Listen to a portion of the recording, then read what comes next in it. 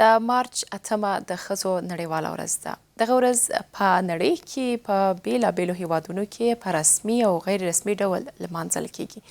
د روسیې په ګډون په زیاتره هیوادونو کې په دې ورځ کې رسمي رخصتي اعلانیږي. په همدې ورځ بیا د نړۍ په نورو هیوادونو کې د تازه ګلانو خرڅلاو هم نسبت نورو ورځو ته زیات وي. موږ هم د همدې ورځې په مناسبت د ښځو د حقونو فعالې وږمې توخي ته بلنه ورکړې ده او په دې به ورسره خبرې وکړو چې دوی دا ورځ په افغانستان کې څنګه لمانځله او دلته یې په جرمني کې به یې څنګه لمانځي. دغه له توخي نه به دا هم وپوښتو چې د ژوند لوړې ژورې یې څنګه تېرې کړې دي. ښاغلې توخي ستړې مه شي، مننه چې موږ ته دې وخت راکړو. په پیل کې راته د خپلو زده کړو په اړه ووایئ، دا چې زده کړې مو چېرته کړې دي او دا چې زده کړې مو ترلاسه کولې په دې لار کې مو څومره سختۍ ګاللې دي؟ سلامونه وړاندې کوم تاسو ته او تاسو د رادیو له لارې ټولو لیدونکو او اوریدونکو ته. زه زابل ولایت پورې مربوط یم، جنوبي زون پورې مربوط ولایت زابل ولایت څخه یم. ما 12م صنف په زابل ولایت کې ویلي او پانتون مې په کندهار ولایت کې ملالۍ پانتون کې قضا او څارنوالي حقوق پوهنځی مې لوستی. نو طبعا یو نجلۍ کله چې د جنوبي زون څخه بیا په جنوبي زون کې د زابل ولایت څخه بیا په زابل ولایت کې په یو ولسوالۍ چې شاجوی ولسوالۍ الته د نجونو لاسرسي او مکتب ته نه او دا غزاینه مبارزه کوي او مرکز ته راځي د مکتب د ویلو لپاره او دا غزه وروسته په زابل ولایت کې پانتون شتون لري، بیا مبارزه کوي راځي کندهار ولایت ته د پانتون د یادلوړو زده کړو د ادامې په خاطر. نو طبعا د کړهونو څخه د ستوندو څخه ډک سفر چې ما طی کړ خوشبختانه او د پانتون تر کچې پورې مې خپل تحصیلات پای ته رسولي. که د دې نه پیل کړو چې په داسې یو ولسوالۍ کې چې تاسو یادونه وکړې، په داسې ولایت کې چې هلته تاسو زده کړې کړې دي، د ټولو نه غټ ګواښ د امنیت سربیره تاسو ته په دې برخه کې د زده کړو په برخه کې څه و؟ البته یو خو د امنیت ستونزه و، دغه ترڅنګ طبعا البته ما په هوی د زده کړې د ارزښت په باب شتون نه درلوده چې باید انجینی والکوان مثلا مساوي حقوق لري، دوی باید زده کړې وکړي، همداس چې الکوان زده کړه کولای شي، انجینی هم کولای شي چې مکاتب ته ولاړ شي. یعنی لري پرتی سیمې درشم چې هغه وخت هم د طالبانو په لاس کې او طالبان په هغه وخت کې هم داسې یو ګنګوسي یا هم داسې یو ذهنیت خلکو ته ایجاد کړی و چې انجینی باید مکاتب ته ولاړ نشي، انجینی باید په کور کښېنول شي، ځکه په هغه وختو کې هم د انجینو لپاره چې کوم مکاتب په لري پرتو سیمو کې جوړ شوی و د طالبان لخوا سوځول شوی و او د هغه وخت څخه هم دغه ذهنیت په دغه لري پرتو سیمو کې دوی ایجاد کړی و چې د انجینو زده کړه دغومره مهمه نه دی لکه د الکوانو زده کړه چې د انجینی دی باید په کور کښېني. نو طبعا دغه ځینې فرهنګي ستونزې شتون درلوده په لري پرتو سیمو کې، ځکه البته عامه په هوی شتون نه درلوده د زده کړې د ارزښت په باب هم د ښځو د حقوقو په حق لا چې اسلام کوم حقوق ورکړي، وضعي قوانین کوم حقوق ورکړي. دلته یو بله پوښتنه کوم، د کورنۍ په اړه مو راته ووایئ. د عامه افکارو یادونه مو وکړه چې د خلکو ذهنیت طالبانو داسې جوړولو چې اړتیا نشته چې نجلۍ زده کړې وکړي. ستاسې په کورنۍ کې څنګه وه؟ مور، پلار، خویندو دوی ته مو څنګه قناعت ورکړو چې تاسو ته اجازه درکړي چې اول مکتب خلاص کړئ بیا بعد هغې نه پانتون ته مو لار پیدا کړه؟ طبعا د یو پښتني نجلۍ لپاره مبارزه اول یا هم یو افغان نجلۍ اول د خپل کور نه مبارزه شروع کړي ترڅو چې وکولای شي مثلا خپل حقوق ته لاسرسي پیدا کړي. زما لپاره په کور کې خوشبختانه زما پلار زما لپاره یو غټ سپورټ وو. همیشه به ویل چې تاسو زده کړې وکړئ، تحصیل وکړئ، هر هغه څه چې تاسو غواړئ هغه مخ ته یوسئ او زه مو تر شا ولاړ یم، زه مو سپورټ وم. نو زما پلار خپل یو تحصیل کرده کس دی او ترڅنګ د تعلیم په ارزښت د ښځو د حقوقو په ارزښت په انسان دی نو طبعا زما پلار موږ سپورټولو خو په کورنۍ کې ځینې نور داسې کسان هم خپلوان وو چې همیشه به ویل باید وژما پانتون ته ولاړ نسی باید وژما کور کې کښینول سي باید وژما کار ته ولاړ نسی او انجلۍ بس چې مکتب وایي نور دې باید واده سي او نور باید پانتونو دا شیان سکه یا هم ځکه په قندار کې زبیخي خپل ولایت څخه بل ولایت ته ولاړم د پانتون د لوستلو لپاره د پانتون د زده کړې د حاصلولو لپاره نو ستونزې وي مشکلات وي خو طبعا هغوی ته قناعت ورکول او د هغوی باور ترلاسه کول د خپل یو غټه مبارزه غواړي نو خوشبختانه د هغه مسایلو څخه په ډیره موفقانه توګه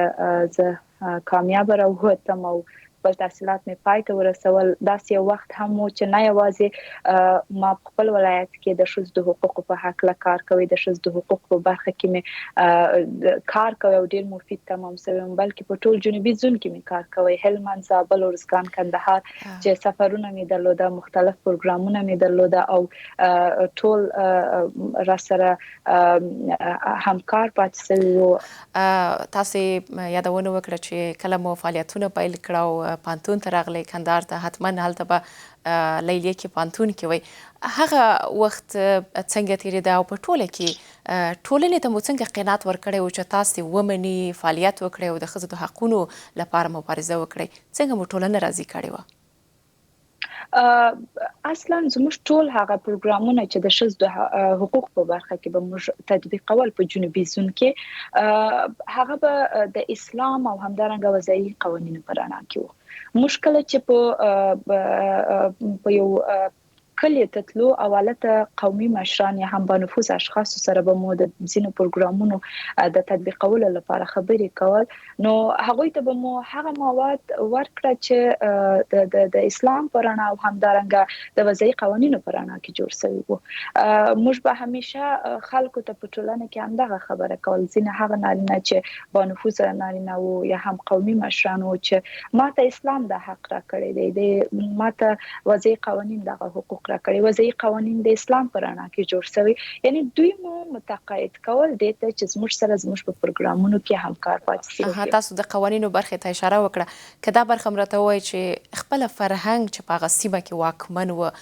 دوی تاسو سره څومره مرسته کوله د دې فرهنګ تطبیقول څومره ستاسو لپاره اولویت و چې تاسو وکولی شئ د دغه نارینهو سره چې زیاتره هلته نارینه حاکم و تاسو ورسره دغه پروګرامونو په تطبیقولو کې تاسو سره مرسته وکړي طبعا کله چې موږ ټولنې ته راووتو په اول شپو کې ستونزې شتون درلوده خو ورځ تر بلې کله چې عامه پوهاوی ډېره ده د ښځو د کار په حق له د ښځو د سیاسي ګډون په حق له د ښځو د زده کړې په حق له عامه پوهاوی په دې اړه کې ډېره ده په ټولنه کې بیا نو موږ په ډېرو اداراتو کې د دې ترڅنګ چې نارینه ورونه په هغه اداراتو کې مصروف وي ښځینه هم په هغه اداراتو کې شتون درلود او په ټولنه کې همداسې د نارینه‌و پر رقم د ټولنې د بهبود د وطن د بسیا او ترقی لپاره مفید تمام شوی وي هغه لته خې په دې اوس خبرې وکړو تاسو یادونه وکړه چې په جنوبي زون کې هم یو څه تغیرات راغلي وو هلته ښځو په بیلابیلو برخو کې ونډه اخیسته د 8 مارچ یا د ښځو نړیواله ورځ مو څنګه تجلیلوله هلته کله چې د 8 د مارچ خبره کیږي همیشه چې کله دغه تاریخ نږدې کیږي هم د زده کړې نړیواله ورځ یا هم د ښځو ورځ هر هغه کوم دغه ورځ چې را نږدې کیږي د تیر یو نیم کال چې زه په جرمني کې یم هغه شپې زما را یادېږي چې په افغانستان کې موږ په 8 د مارچ د مختلفو پلیټفارمونو څخه به مو استفاده کول او 8 د مارچ لمانځل نه یوازې چې لمانځل مو بلکې د دغه 8 د مارچ لپاره به مو مختلف کمپاینونه عامه پوهاوی پروګرامونه پلان کړي او هغه به تطبیق کول نه یوازې د تلویزیون لاره د رادیو لاره د اډیو میسج ویډیو میسج بیلبورډونه پوسټرونه ترڅنګ ټاون هالونه پروګرامونه ټریننګونه په مکاتبو کې په لري پرتو سیمو کې یعنی د مختلفو پلیټفارمونو څخه مو استفاده کول او د ښځو د حقوقو په حق له عامه پوهاوی پروګرامونه تطبیق کول د 8 د مارچ په مناسبت یا هم 16 days of activism چې به او داغه ترڅنګ به مو 8 مارچ شوال منځل هغه شذې به مو تقدیر کړل هغه شذې به مو وستای چې واقعا هم په ټولنه کې یو تغییر به راوستلی وو په خپل کور په خپل کلی او په همدارنګه په خپل ولایت کې په دې ورسته خبرې وکړو په بخښنې سره اغلی توخي یو خبره چې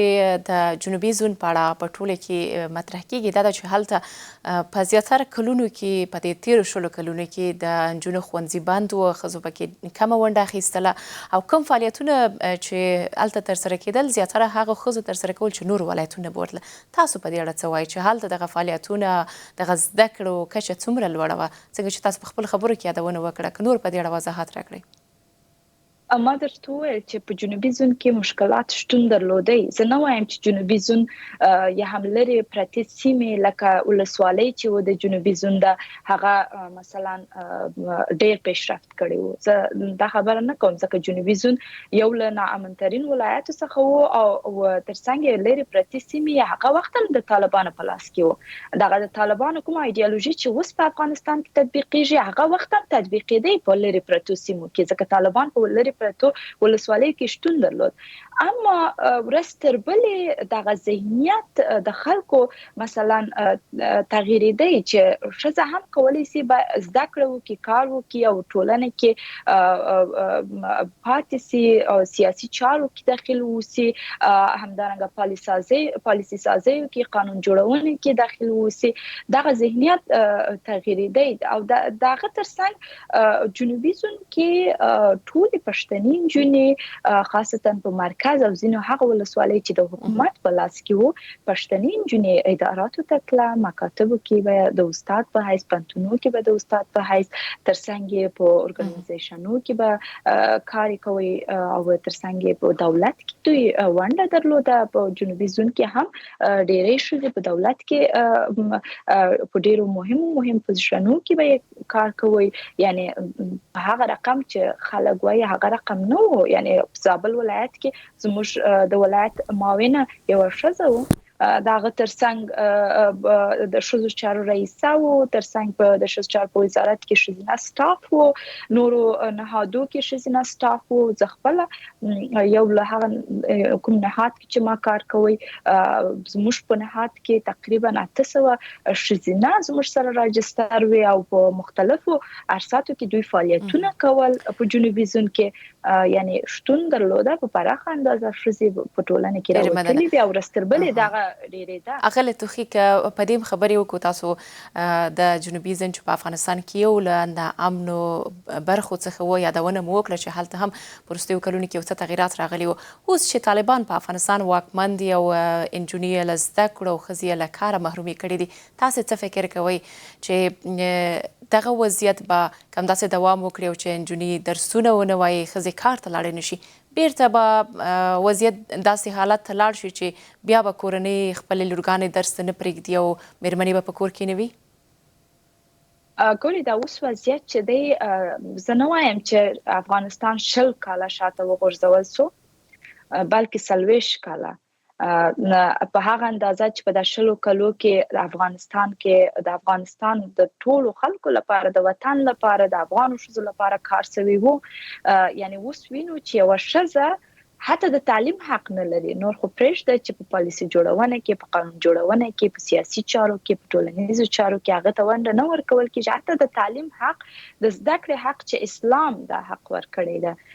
دا حق لا ورڅخه اخیستل شوی نو طبعا په افغانستان کې زه نه وایم چې وضعیت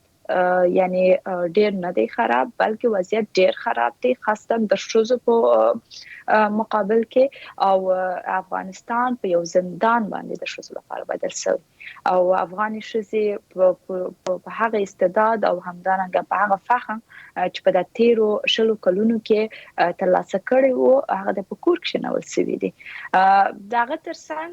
طبعا کله چې داغه 2 کاله یا هم 3 میاشتې نیم قشر د ټولنې چې د تعلیم څخه لري هغه په خپل حقوقو نه پوهیږي. هغه مثلا هدان جونی بل ورځ مثلا دغه زموږ نوی نسل ټول په دغه په دوی پورې تړاو لري. نو هغه کوم فهم او علم چې د خپل حقوقو په باب یا د وطن په حق یا د ملي ارزښتونو په حق دوی ونه لري، نو هغه څنګه کولای شي چې خپل نسل یا نوی نسل ته انتقال کړي. نو طبعا ډیر مشکلات په پاینده کې پراتلونکو کې د افغانستان د ترقی په برخه کې د افغانستان د پیشرفت په برخه کې د افغانستان د اقتصاد په برخه کې به شتون ولري او هم د اوسم شتون لري. وینو چې افغانستان کې بشري ناورین اقتصادي ناورین خپل بدترین کچه ته رسیدلی.